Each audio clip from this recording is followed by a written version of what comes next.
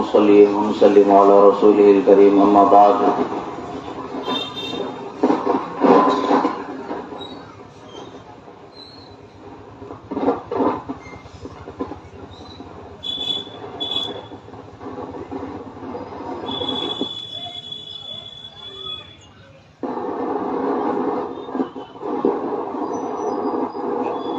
فقد قال الله تبارك وتعالى في القرآن المجيد والفرقان الحميد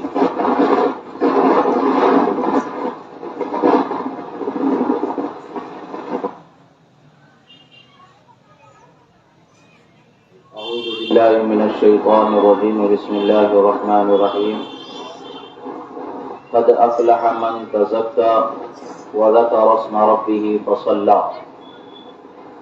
صدق الله مولانا العظيم وصدق رسوله النبي الأمين الكريم ونحن على ذلك لمن الشاهدين والشاكرين والحمد لله رب العالمين.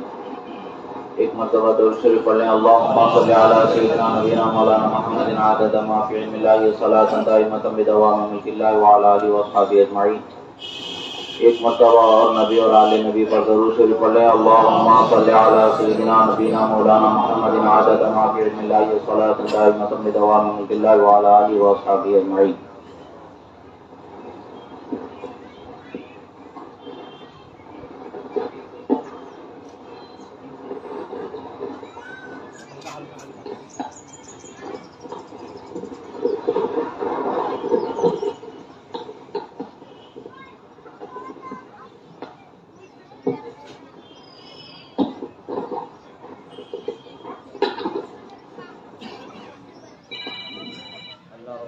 کا بے پناہ شکر و احسان کہ اللہ رب العزت نے ہمیں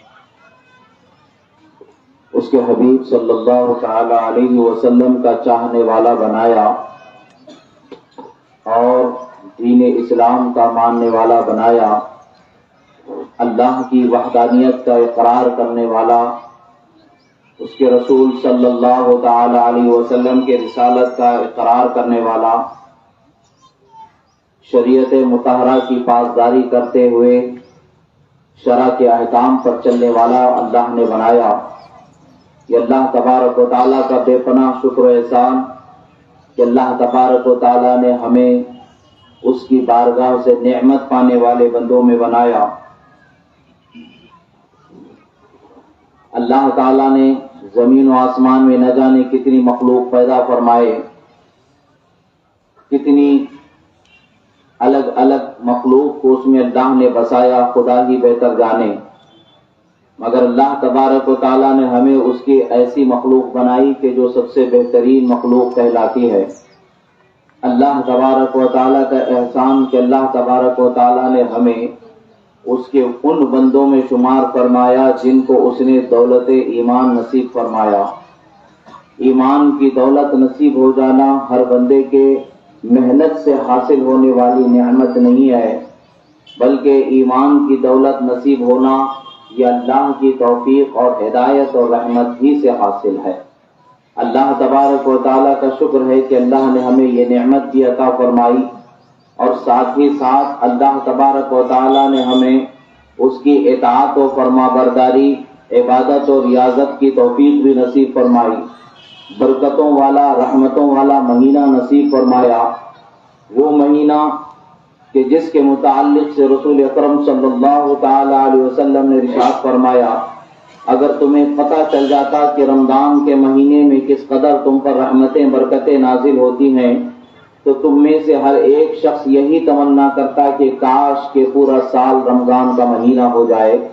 یعنی رمضان کا صرف ایک مہینہ 30 دن رمضان کے نہ رہے بلکہ سال کے 12 مہینے ہیں، ہر مہینے کا ہر دن رمضان کا مہینہ ہو جائے، رمضان کے دن ہو جائے، یہ تمنا انسان کرنے والے ہو جاتے.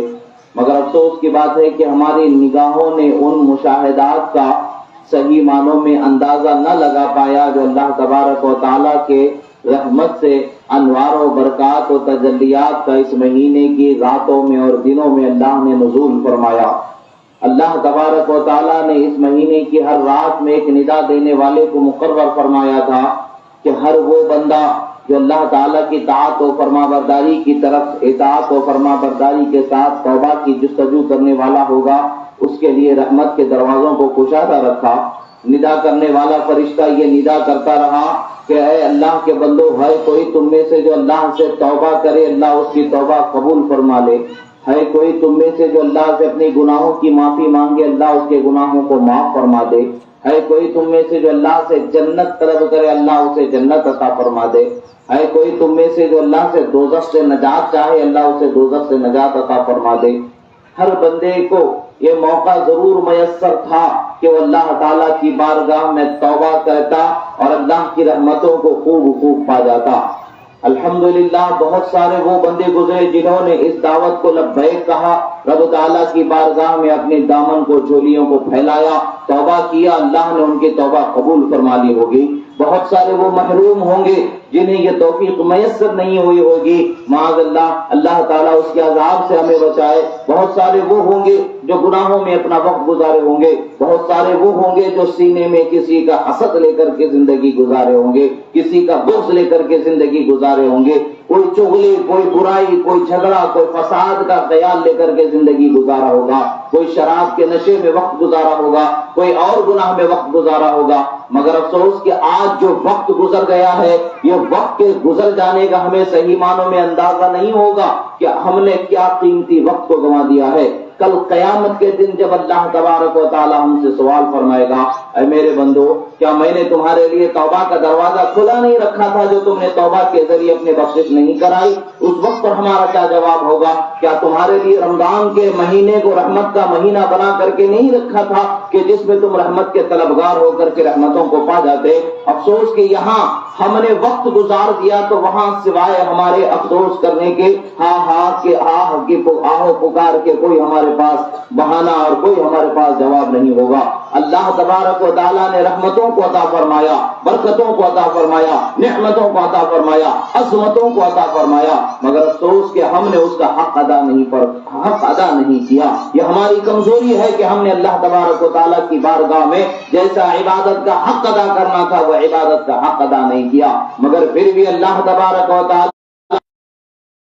اس مہینے میں بخش دیتا ہے اور گنہگار لوگوں کو بھی اللہ تعالیٰ اس مہینے میں بخش دیتا ہے. حضرت جبرائیل امین علی نبینا وعلیہ الصلوۃ والتسلیم جب شب قدر میں ضرور آسمان دنیا سے ہوتے ہوئے زمین پر 70,000 فرشتوں کر کے عبادت کر رہا ہو، خواہ وہ سو کر کے وقت گزار رہا ہو، خواہ وہ بیٹھا ہوا ہو، وہ جس حال میں بھی ہو، اس کے پاس سلام بھیجا جاتا ہے کہ اے اللہ کے بندے، تجھ پر اللہ کی طرف سے سلامتی ہو، تو نے عبادت کی، اللہ تیری عبادت کو قبول فرمائے، اور اگر تو گنہگار ہے تو اللہ کی بارگاہ میں تجھے اللہ تعالیٰ معافی عطا فرما دے. یہ دعا کرتے ہوئے فرشتے یہاں سے گزریں گے. جب رات کا وقت ختم ہو جائے گا اور یہ نعمتیں، برکتیں، فرشتوں کی رحمتیں جو مل رہی ہوں گی، ہر مومن کو فرشتوں کے پر سے سہلایا جائے گا، اور جسے فرشتے کا پر لگ جائے اسے جہنم میں نہیں جلایا جاتا.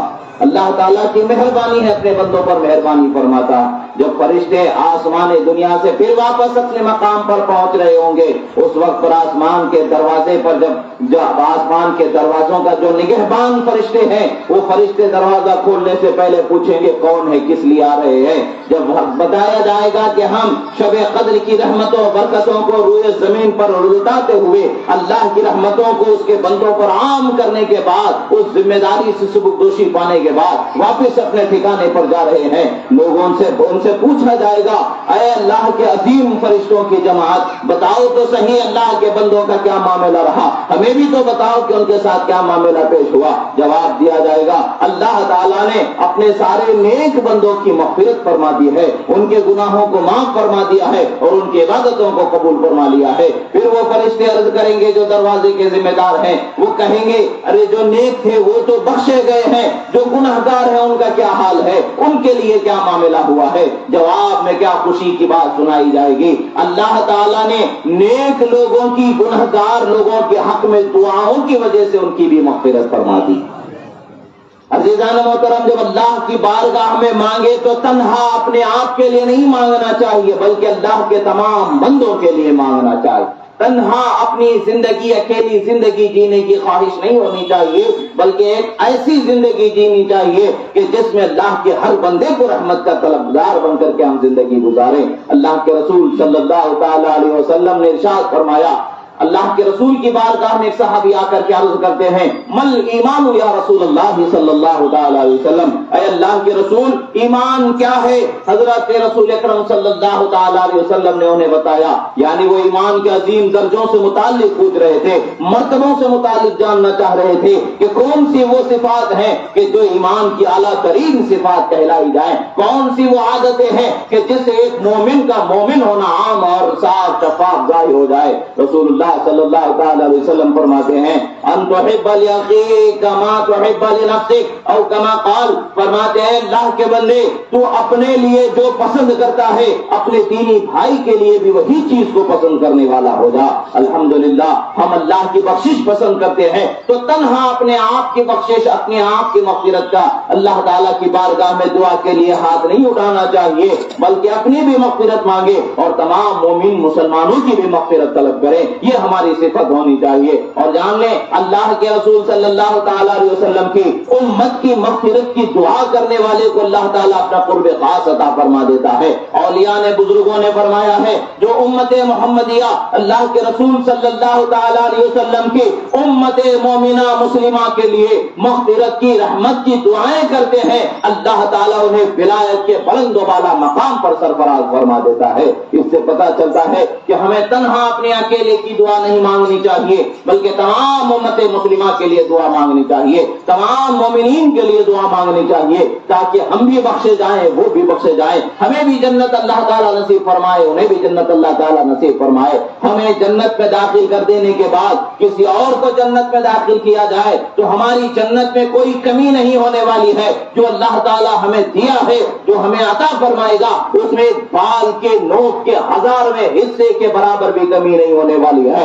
اللہ نے جنت یہ ایسی چیز بنائی ہے کہ ہر مومن کا جو حصہ ہے، ہر مومن کے درجے کے مطابق جو اسے دیا جائے گا، کسی اور کا بال کے نوک کے 1000ویں برابر بھی اس کے اندر حصہ نہیں ہوگا۔ وہ شان کے ساتھ اس حصے میں اللہ کے دیے ہوئے زندگی گزارے گا۔ جب ہماری جنت میں کوئی کمی نہیں ہونے والی ہے، جب ہماری نعمت میں کوئی کمی نہیں ہونے والی ہے، تو ہمیں کس چیز کی فکر کرنی چاہیے؟ عام طور سے انسان کی سوچ ہوتی ہے، جس چیز میں اسے نقصان کا اندیشہ ہوتا ہے، جس چیز میں اس کے لیے کمی کا اندیشہ ہوتا ہے، وہ اس چیز کو صرف خاص اپنے لیے رکھنا چاہتا ہے، اس کے بانٹنے میں، اس کے دینے میں اسے دل میں تکلف ہو جاتا ہے، خیال میں تکلف ہونے لگتا ہے۔ ایسا خیال اور ایسی فکر نہیں آنی چاہیے، اس لیے کہ اللہ کی نعمت ایسی ہے کہ کسی کے حق میں پوری ہو جائے تو وہ دوسروں کے حق میں پھر کمی کرنے والی نہیں ہوتی ہے، ہر ایک کے حق میں پوری ہونے والی ہوتی ہے، ہر ایک کے حق میں مکمل ہونے والی ہوتی ہے۔ عزیزان محترم، یہ عید کے دن کو عید کیوں کہا جاتا ہے؟ عید کے دن کو عید اس لیے کہا جاتا ہے کہ روایتوں میں آتا ہے کہ اللہ تبارک و تعالی اپنے بندوں پر بار بار نظر رحمت فرماتا ہے۔ اور یاد رکھیں اللہ تعالیٰ اگر ایک مرتبہ اپنے بندوں پر نظر رحمت فرما دے تو اس کی 70 دنیا کی حاجتیں اور آخرت کی نہ جانے کتنی حاجتیں اللہ تبارک و تعالیٰ پوری فرما دیتا ہے۔ اللہ تعالیٰ جب نظر فرماتا ہے سب سے کم ترین درجے کی جو حاجت ہم جسے تصور کر سکے، سب سے چھوٹی ہے جو حاجت ہم تصور کر سکتے ہیں، وہ کیا ہے جو اللہ تعالیٰ جو ہماری پوری فرما دیتا ہے ایک مرتبہ کی نظر رحمت میں؟ وہ ہمیں کروڑ پتی بنا دینا نہیں ہے، زمین کا مالک بنا دینا نہیں ہے، جائیداد کا مالک بنا دینا نہیں ہے، بلکہ صرف اور صرف سب سے ہمارے لیے تو سب سے عظیم ہے، مگر اللہ کی عطا میں وہ بہت چھوٹی سی نعمت ہے جو اللہ تعالیٰ ہمیں عطا فرماتا ہے۔ وہ کیا ہے؟ اللہ تعالیٰ ہماری مغفرت وہ معاف فرما دیتا ہے، ہمیں جنت جہنم سے آزادی کا مشرہ ادا فرما دیتا ہے، جنت کا حقدار بنا دیتا ہے۔ عزیزان محترم، اللہ کی رحمت کا ہم میں سے ہر ایک بندہ طلبگار ہے، ہر ایک بندہ محتاج ہے، تنہا اپنی زندگی کو نہیں، اللہ کے تمام مومن مسلمان کی طرف توجہ کرنے کی ضرورت ہے۔ ہم نے کیا کمایا ہے؟ یہ رمضان کے مہینے میں ہم نے کتنی نیکیوں کو کمایا ہے؟ کیا ہم نے نیکیاں کی ہیں؟ کیا ہماری نیکیاں قبول بھی ہوئی ہیں؟ حضرت مولا کائنات مولا المسلمین والمسلمات فاتح خیبر حیدر کرار شیر خدا رضی اللہ تعالیٰ عنہ کو ایک مرتبہ دیکھا گیا، عید کا دن ہے، آپ اپنے گھر میں روٹی تناول کر رہے ہیں۔ روٹی کون سی ہے؟ جو چھنا ہوا آٹا ہے اس کی نہیں ہے، بلکہ آٹے کو جب چکی میں پیسا جاتا ہے تو جب دانوں کو پیسے جانے کے ساتھ ساتھ جو دانوں کا بھوسا ہوتا ہے اس بھوسے کی روٹی تھی۔ साफ निखरे हुए छने हुए आटे की रोटी नहीं थी, भूसा मिला हुआ रोटी थी, वो सूखी रोटी आप तनावुल फरमा रहे थे। लोगों ने कहा हुजूर क्या मामला है, आज तो ईद का दिन है, खुशी का दिन है, सुरूर का दिन है, नेमतों के खाने का दिन है, आप रोटी तनावुल फरमा रहे हैं, वो भी जो साफ छने आटे की नहीं बल्कि भूसी के आटे की रोटी आप तनावुल फरमा रहे हैं, क्या माजरा है। हजरत मौलाए कायनात जवाब इरशाद फरमाते हैं, ऐ अल्लाह के बंदे, ऐ अल्लाह के बंदे, आज भी ईद का दिन होगा हमारे लिए, कल भी ईद का दिन होगा हमारे लिए। कब होगा? जब अल्लाह ताला हमारे अमल को कबूल फरमा ले, तब हमारा ईद का दिन होगा। यह हजरत मौलाए कायनात का फरमान है। वो ऐसे अजीम हस्ती कि जिनकी अजमत को जमीन और आसमान सलाम करती है, उनकी अजमतों का हाल यह है कि अल्लाह के रसूल सल्लल्लाहु अलैहि वसल्लम ने फरमाया, मन कुन्तु मौलाहु फअलियुन मौला, मैं जिसका मौला हूँ अली उसके मौला है। जब ये नेमत उन्हें मिली है, जब अल्लाह के रसूल सल्लल्लाहु अलैहि वसल्लम की बारगाह से उन्हें अजमतें मिली हैं, उन अजमतों के मिलने के बावजूद उनका तकवा यह है, अल्लाह का खौफ उनके दिल में ऐसा है, अल्लाह की खशियत उनके दिल में ऐसी है कि अपने अमल पर नाजा व फरहा नहीं है, बल्कि अल्लाह की बारगाह में वो कबूलियत पर नजर रखते हुए अल्लाह ताला की बारगाह में लर्जीदा जिंदगी गुजार रहे हैं, खौफ की जिंदगी गुजार रहे हैं। हमें बता रहे हैं, लोगों अल्लाह की बारगाह में तुम्हारा अमल कबूल हो जाए तभी तुम्हारे लिए सही मानों में नेमत का मिलना है। और हमारे लिए आज जरूरत है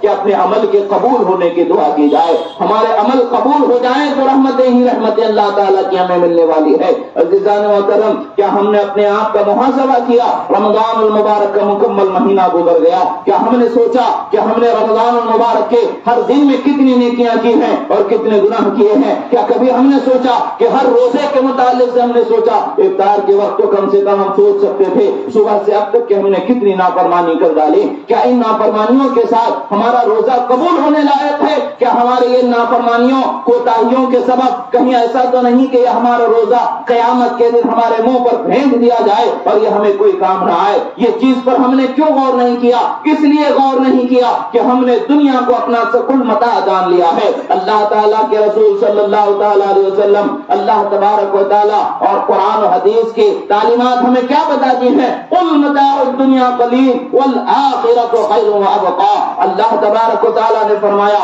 ऐ हबीब आप लोगों को बता दे, दुनिया का मालो मता बहुत मुख्तसर है और दुनिया फना होने वाली है, आखिरत हमेशा बाकी रहने वाली है। हमने आखिरत की फिक्र के लिए रोजे रखने हैं। हमने दुनिया को अपने ऊपर इस कदर संभाला कि हमने भूख और प्यास को गवारा तो कर लिया, मगर जो असल रोजे का मकसद है अपने दिल की गंदगी को पाक करना, हमने उसकी तरफ तवज्जो नहीं किया। अल्लाह तबारक व तआला कुरान मजीद में इरशाद फरमाता है, क़द अफ़लह मन तज़क्का व ज़करा अस्म रब्बिही फसल्ला बल तु'थिरून अल हयात दुनिया वल आखिरतु खैरुन व अबका इन हाज़ा लफ़ी सुहुफ़िल ऊला सुहुफ़ इब्राहीम व मूसा। अल्लाह ताला ने कुरान मजीद में बयान फरमाया, ऐ लोगों सुनो, जिसने अपने बातिन को पाक कर लिया वो कामयाब हो गया। बातिन को पाक करने का क्या मतलब है? कुफ्र, शिर्क और मासी की गंदगी से अपने आप को पाक करना है, कुफ्र से पाक करना है, शिर्क की गंदगी से पाक करना है, गुनाह की गंदगी से पाक करना है, हर हराम की गंदगी से पाक करना है,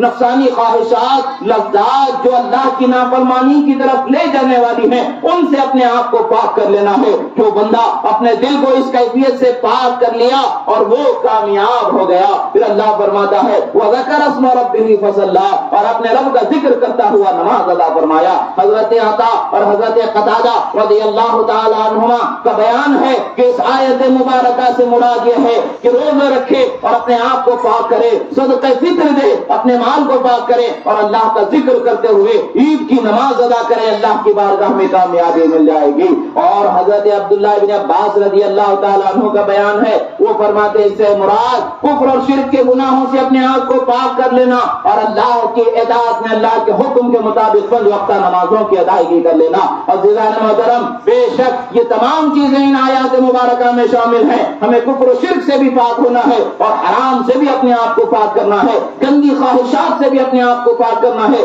گندے افکار و نظریات سے ہمیں اپنے آپ کو پاک کرنا ہے۔ آج دنیا پستی کی طرف بڑھتی چلی جا رہی ہے، دنیا آج اس قدر پستی کی طرف بڑھ رہی ہے، ایک دوسرے کے جان کی کوئی قیمت باقی نہیں بچی ہے۔ کیوں باقی نہیں بچی ہے؟ کہ ہم نے خود اپنی قیمت، ہم نے خود اپنی قدر کو کرنا چھوڑ دیا ہے۔ اللہ نے انسان کو قدر و قیمت والا بنایا ہے، اللہ نے انسان کو جنت کے لیے بنایا ہے، جنت عطا فرمانے کے لیے بنایا ہے، دنیا میں ہمیشہ رہ جانے کے لیے انسان کو نہیں بنایا ہے، دنیا کے لیے انسان کو نہیں بنایا ہے، بلکہ دنیا کی ساری سہولتوں کو اللہ نے انسان کے لیے بنایا ہے۔ مگر افسوس کہ ہم نے دنیا سے اللہ کی رضا کو حاصل کرنا تھا، ہم اللہ کی رضا کو حاصل کرنے کے بجائے اللہ کے غضب کو دعوت دیتے چلے جا رہے ہیں۔ چوری ہمارے اندر عام ہوتی چلی گئی ہے، گناہگاری ہمارے اندر عام ہوتی چلی گئی ہے، حرام بازی ہمارے اندر بستی چلی جا رہی ہے، شراب ہمارے اندر عام ہوتا چلا جا رہا ہے اس کا چلن۔ آج ہمارے پاس کون سا ایسا گناہ نہیں ہے جو ہمارے اندر نہیں ہے؟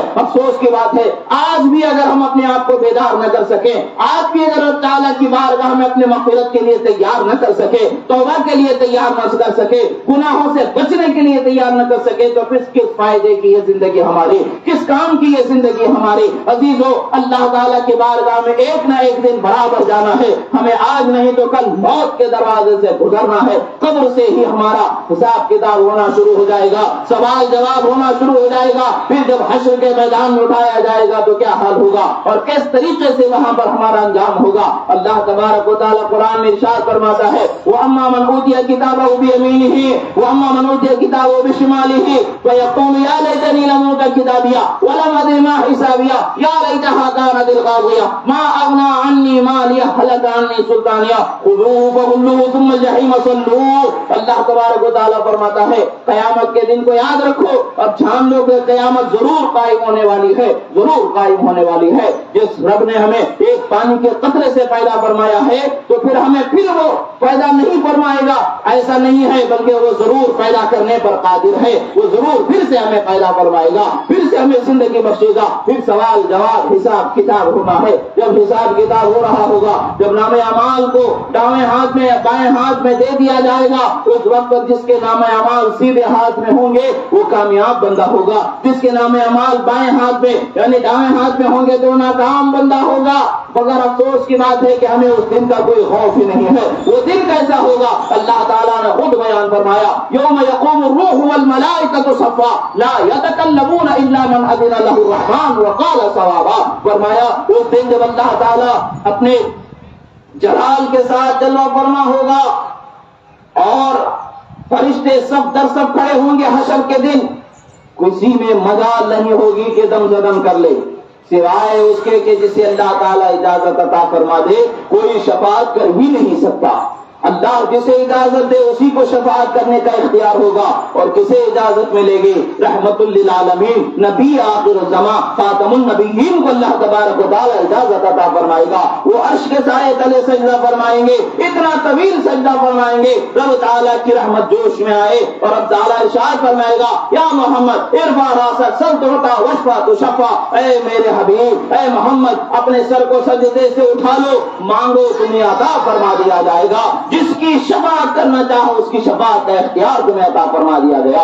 اللہ کے رسول صلی اللہ تعالی علیہ وسلم شفاعت فرمائیں گے۔ وہ دن حشر کا دن ہوگا جہاں پر آدم علیہ السلام سے لے کر کے عیسیٰ علیہ السلام تک کے سب لوگ جائیں گے، کوئی اللہ کی بارگاہ میں سفارش کی مجال نہیں رکھے گا سوائے رحمت للعالمین صلی اللہ تعالی علیہ وسلم کے۔ اس دن کو ہم بھلا بیٹھے ہیں۔ اللہ تعالیٰ فرماتے ہیں جب نام اعمال بائیں ہاتھ میں دے دیے جائیں گے تو کیا حال ہوگا؟ وہ چیخ چیخ کر کے کہے گا، اے کاش کہ مجھے اس کا اندازہ ہی نہ ہوتا، اے کاش کہ مجھے اسے دیکھنا ہی نصیب نہیں ہوتا، اے کاش کہ میں سے یہ ہمارے برے اعمال یہ میرے برے اعمال کو جاننا ہی نصیب نہ ہوتا، اے کاش کہ میری موت ہی میرے لیے سب کچھ ہوتی، موت ہی سے سب کچھ ہو جاتا، میں فنا کر دیا جاتا، مٹی میں ملا دیا جاتا، پھر سے نہ اٹھایا جاتا، اے کاش کہ مجھے میرے مال نے نہیں بچایا، اے کاش کہ مجھے میری دولت نے میری حکومت نے نہیں بچایا۔ وہ چیخ چیخ کر کے افسوس کر رہا ہوگا۔ اس سے پتہ یہی چلے گا پھر اللہ اللہ تعالیٰ حکم فرمائے گا خذوہ فغلوہ ثم الجحیم صلوہ، اللہ تعالیٰ فرمائے گا فرشتوں کو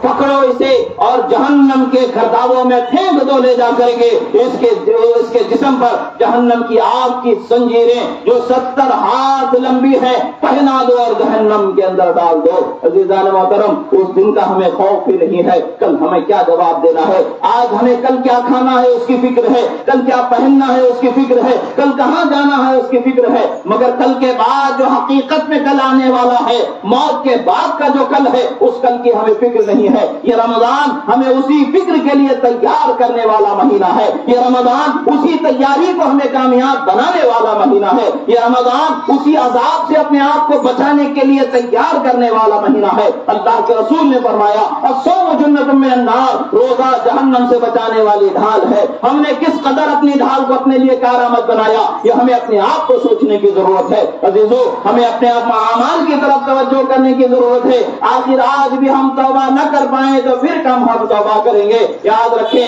اللہ کے رسول صلی اللہ تعالی علیہ وسلم کے اور احادیث مبارکہ آیات مبارکہ کا مفہوم ہمیں بتاتا ہے کہ جب بندہ رمضان کے روزے مکمل کرنے کے بعد عید کی نماز پڑھنے جاتا ہے اور رب تعالیٰ کی بارگاہ میں دعا کر کے جب واپس جا رہا ہوتا ہے، اللہ تعالیٰ کی رحمت کی قسم اللہ تعالیٰ اپنے فرشتوں سے کہتا ہے اے میرے فرشتوں بتاؤ اس مزدور کی کیا اجرت ہے جس نے اپنی مزدوری پوری کر لی ہے۔ فرشتے عرض کریں گے رب تعالیٰ اسے اس کی پوری اجرت عطا فرما دینا چاہیے۔ اللہ تعالیٰ فرماتا ہے اے میرے فرشتوں گواہ ہو جاؤ مجھے اپنے عزت و جلال کی قسم میرے ہر بندے جس نے مجھ سے توبہ کی اور روزہ رکھ کر کے توبہ مانگی میں اس کی مغفرت فرما دوں گا، میں اسے اپنے گھر کو خوشی کے ساتھ واپس لوٹا دیا۔ یہ اللہ تبارک و تعالیٰ کا اعلان ہوگا۔ عزیزان محترم، جو وقت گزر چکا وہ ہاتھ آنے والا نہیں ہے، آئندہ وقت آئے گا اس کا بھروسہ نہیں ہے۔ اب جو وقت اللہ نے دیا ہے اس عید کے دن کی برکت سے اللہ کی بارگاہ میں سچی توبہ کریں اور مغفرت چاہیں، یقیناً اللہ تعالیٰ رحمت کرنے والا ہے، مہربانی کرنے والا ہے، توبہ کا قبول کرنے والا ہے۔ عزیزان محترم، آج ہمارے پاس گناہوں کا چلن بنتا چلا جا رہا ہے، آوارگی کا چلن بنتا چلا جا رہا ہے، شادی بیاہ کو اتنا مشکل بنا دیا ہے کہ شادی کرنا مطلب یہ ہے کہ آدمی کو ایک ایسی جنگ سے گزرنا ہے کہ جس کے بعد اس کے لیے فتح کا کوئی راستہ نظر نہیں آتا ہے۔ یہی حال ہمارا ہوتا چلا جا رہا ہے۔ گانے باجے ڈھول تاشے ان میں ہماری زندگی اس قدر گھر چکی ہے کہ ہم اس کی طرف غور و فکر ہی نہیں کر رہے ہیں کہ ہمیں کب زندگی سے سدھر کی طرف بدلنا ہے۔ ابھی بھی وقت ہے، ہمیں اپنے بدلاؤ کی طرف توجہ کرنی چاہیے، ہماری اصلاح کی طرف توجہ کرنی چاہیے۔ آج ہم بد اعمال، بد اخلاق، بد کردار ہو گئے ہیں، یہی وجہ ہے کہ رسوا ہوتے چلے گئے ہیں۔ مگر یاد کرو اس دن کو جب دنیا میں صرف 313 نفوس تھے اور ان کی سربراہی کرنے والی ذات رحمت للعالمین کی وہاں پر ہے، کیسا معاملہ گزرا۔ 313 ہو کر کے حق اور باطل کا ایسا پرچم بلند کر دیا جو قیامت تک کے بلند رہنے والا ہے، اور کم تعداد میں رہ کر کے بھی اللہ کا ڈر پالنے والے، اللہ کی رحمت کی طرف نظر رکھنے والے، رحمت للعالمین کی سنتوں پر نظر رکھ کے زندگی گزارنے والے وہ بندے کیسے تھے۔ اقبال نے ان کا نقشہ کھینچا، دشت تو دشت ہے دریا بھی نہ چھوڑے ہم نے، بحر ظلمات میں دوڑا دیے گھوڑے ہم نے۔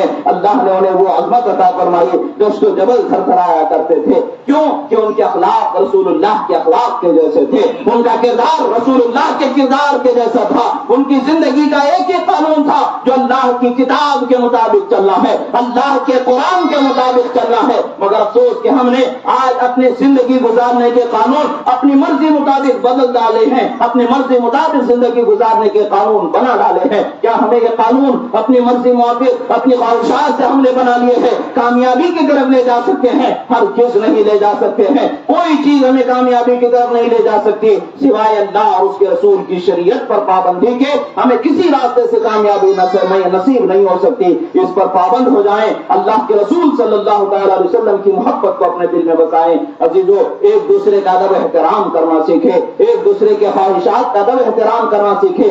سنتوں پر عمل کرنے کی جستجو پیدا کریں، گناہوں سے اپنے آپ کو بچائیں۔ اللہ نے فرمایا تعاونوا علی البر والتقوی ولا تعاونوا علی الاثم والعدوان، اے لوگوں اپنے دینی بھائیوں کی مدد نیکیوں میں کرو، گناہوں میں ان کی مدد نہ کرو۔ اگر کوئی آپ کا دوست گناہ کر رہا ہے اور آپ کی مدد چاہ رہا ہے، ہرگز اس کی مدد نہ کرو۔ اگر کوئی آپ کا دوست نیکی کر رہا ہے، بھلائی کر رہا ہے، خیر کر رہا ہے، ضرور اس کی مدد کرو، اس لیے کہ اس نیکی کا ثواب آپ کو بھی مل جائے گا۔ اور اگر اس کے گناہ میں آپ نے مدد کر ڈالی تو اس کے گناہ میں بھی آپ کا شامل ہونا ہو جائے گا، برابر کا گناہ برابر کا عذاب مل جائے گا۔ اللہ تعالیٰ نے ہمارے لیے نعمتوں کا دروازہ کھلا رکھا ہے، رحمتوں کا دروازہ کھلا رکھا ہے، ان نعمتوں سے گزرنے کی ضرورت ہے، ہمیں اپنے اخلاق و کردار کو بدلنے کی ضرورت ہے۔ رسول اللہ نے فرمایا خیرکم من سلم المسلمون من لسانہ ویدہ، اور کما قال، فرمایا تم میں سے بہترین شخص وہ ہے جس کی زبان اور ہاتھ سے دوسرے مسلمان محفوظ رہ جائے، دوسرے لوگوں کو تکلیف نہ پہنچے۔ آج سوچ کر کے دیکھیں کہ ہم نے اپنی زبان اور اپنے اخلاق کو ایسے بنایا ہے کہ ہم کسی کو تکلیف دیے بغیر زندگی گزار رہے ہیں۔ حاشا، ایسا نہیں ہمارا حال ہے، حال تو ایسا ہے ہم کبھی صبح زبان سے تکلیف دے رہے ہیں تو کبھی اپنے اخلاق و کردار سے تکلیف دے رہے ہیں۔ ہم دوسروں کو تکلیف دے کر کے ہی زندگی جی رہے ہیں، یہ افسوس کی زندگی ہے۔ اسلامی زندگی تو یہ ہے کہ کسی کو تکلیف دیے بغیر زندگی گزارے۔ پڑوسی کو تکلیف آج ہم سے ہو رہی ہے، برادری کو تکلیف آج ہم سے ہو رہی ہے، امت کو تمام مسلمانوں میں ایک دوسرے سے تفرقہ، ایک دوسرے سے نفرت بڑھتی چلی جا رہی ہے۔ وجہ کیا ہے؟ ہم نے لالچ اپنی زندگی کا مقصد بنا لیا ہے، دولت اپنی زندگی کا مقصد بنا لیا ہے۔ اور یہ کیا قرآن نے فرمایا ما اغنی عنی مالیہ ہلک عنی سلطانیہ، قرآن میں بیان فرمایا قیامت کے دن گنہگار جہنمی چیخ کر کے کہے گا اے کاش کہ مجھے میرا مال کوئی کام نہیں دیا، اے کاش کہ میں موت ہی سے تمام میرا قصہ ہو جاتا پھر نہ اٹھایا جاتا، اور نہ میرے مال نے مجھے کام دیا، نہ میری حکومت نے میرے کام آیا، کوئی چیز اس کے کام آنے والی نہیں ہے۔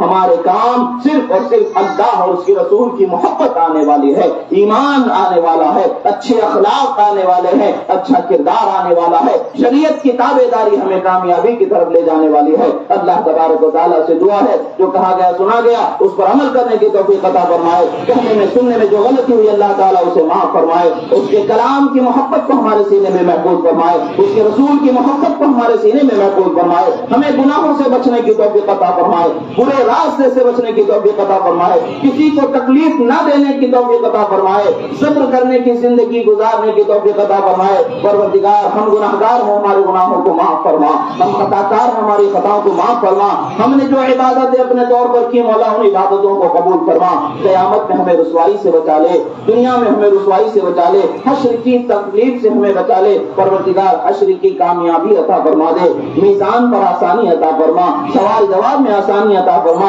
کل صراط پر رب سلم کہنے والی صدائے غمزدہ کا ساتھ عطا فرما، حوض کوثر پر جام کوثر نصیب فرما، جنت میں اعلیٰ مقام عطا فرما۔ اقول قولی ھذا استغفر اللہ لی ولکم ولسائر المؤمنین وما علینا الا البلاغ المبین برحمتک یا ارحم الراحمین۔